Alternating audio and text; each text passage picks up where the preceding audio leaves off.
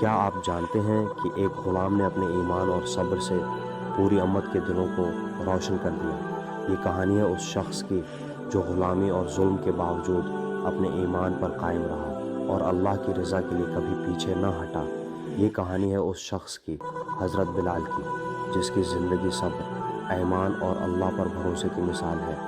مکہ مکرمہ کے ایک چھوٹے سے علاقے میں غلامی کی زندگی گزارنے والا حضرت بلال ابن رباح ایک نوجوان تھا جس کا دل اللہ کی محبت اور نبی کی ہدایت سے بھرا ہوا تھا۔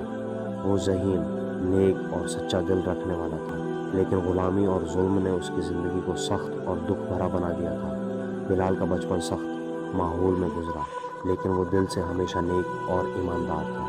وہ چھوٹے کاموں میں بھی صداقت اور سچائی کا دھیان رکھتا اور دل سے اللہ کی رضا چاہتا تھا۔ جب حضرت بلال نے اسلام قبول کیا، اس کے دل میں ایک نئی روشنی پیدا ہوئی۔ اس نے سمجھ لیا کہ دنیا کی غلامی اور دکھ کے باوجود سب سے بڑی آزادی اللہ کے قریب ہونا اور ایمان پر قائم رہنا ہے۔ وہ دل سے عہد کرتا ہے کہ وہ اللہ کی رضا کے لیے کسی بھی تکلیف یا مصیبت سے پیچھے نہیں ہٹے گا۔ بلال کی آنکھوں میں ایمان کی چمک تھی اور اس کا دل اللہ کی محبت اور نبی کی ہدایت سے بھرا ہوا تھا۔ اس نے ہر لمحے دعا کی، دل کی گہرائیوں سے اللہ کی مدد مانگی اور اپنے ایمان کو مضبوط بنانے کے لیے ہر ممکن کوشش کی۔ امیہ بن خلف، جو بلال کے مالک تھے، سخت ظالم اور کافر دل کے تھے۔ حضرت بلال کے مسلمان ہونے کی خبر سن کر وہ شدید ناراض ہوئے۔ انہوں نے بلال کو سبق سکھانے کے لیے سب سے سخت اور ظالمانہ طریقے استعمال کیے۔ بلال کو گرم ریت پر لٹایا گیا اور ان کے جسم پر بھاری پتھر رکھے گئے تاکہ وہ اللہ کا نام نہ لے۔ ہر لمحہ درد اور اذیت میں گزرتا، لیکن حضرت بلال کا ایمان ناقابل شکست تھا۔ وہ ہر صدمے کے باوجود اللہ کی طرف رجوع کرتا اور دہراتا، احد حمد اللہ ایک ہے۔ یہ آواز نہ صرف ان کے ایمان کی عکاسی تھی، بلکہ یہ سب کے دلوں میں یقین پیدا کر رہی تھی کہ کوئی بھی ظلم، تکلیف یا طاقت اللہ کے ذکر کو ختم نہیں کر سکتی۔ بلال کا صبر اور ثابت قدمی اتنی مثال بن گئی کہ مدینہ اور مکہ کے لوگ ان کے جذبے کو دیکھ کر حیران رہ گئے۔ لوگ سوچتے کہ یہ نوجوان انسان کیسے ہر تکلیف کے باوجود اللہ کی عبادت اور ذکر میں مشغول رہ سکتا ہے۔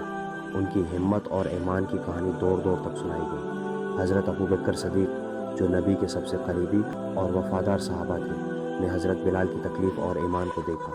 انہوں نے فوراً فیصلہ کیا کہ بلال کو آزاد کر کے ان کی جان اور ایمان کی حفاظت کی جائے۔ حضرت ابوبکر صدیق نے حضرت بلال کو خرید کر آزاد کر دیا۔ اس آزادی نے نہ صرف بلال کے دل کو سکون دیا، بلکہ یہ پوری امت کے لیے ایک سبق بن گیا کہ ایمان کی راہ میں صبر اور اللہ پر بھروسہ سب سے بڑی طاقت ہے۔ آزادی کے بعد حضرت بلال نبی کے قریب آئے۔ وہ ہر وقت اللہ کے ذکر میں مشغول رہتے، نبی کی صحبت میں رہتے اور مسلمانوں کے لیے ایک مثال بن گئے۔ وہ نہ صرف عبادت میں پیش تھے، بلکہ دوسروں کو ایمان، صبر اور اللہ کی محبت سکھانے میں بھی سب سے آگے تھے۔ حضرت بلال کا سب سے مشہور کردار اذان دینا ہے۔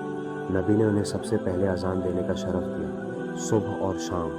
حضرت بلال کی آواز مدینہ کی فضاؤں میں گونجتی اور ہر مسلمان کو نماز کی یاد دلاتی۔ ان کی آواز میں روحانیت اور اللہ کے عشق کی گہرائی تھی۔ لوگ اذان سن کر اپنے دلوں میں سکون اور ایمان محسوس کرتے۔ ان کی مثال سے یہ ثابت ہوا کہ ایمان اور اللہ کے لیے خلوص دل انسان کی سب سے بڑی طاقت ہے۔ حضرت بلال کی زندگی ہمیں یہ سکھاتی ہے کہ ایمان، صبر اور اللہ پر بھروسہ مشکل وقت میں بھی انسان کی زندگی کو روشن کر دیتا ہے، اور ہر وہ انسان جو اللہ کی رضا کے لیے قدم بڑھاتا ہے، اس کی زندگی میں برکت اور عزت ضرور آتی ہے۔